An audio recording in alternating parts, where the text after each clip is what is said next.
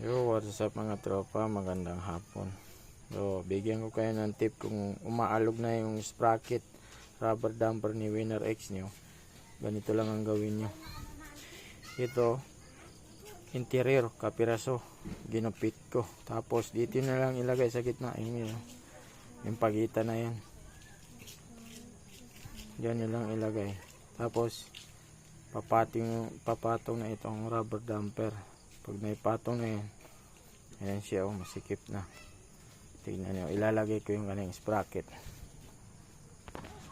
Ito na siya mga tropa, pinapatong ko na yung kanyang sprocket.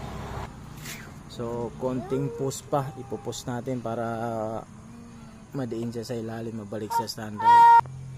So yun mga tropa, lumapat na siya. Ayan,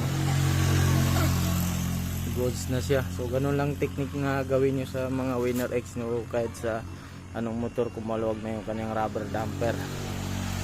Yan tingnan yung tropa, tigas na, wala nang alog, matigas na yun. Pamangking ko makulit. Alright na yun mga tropa. So ganun lang.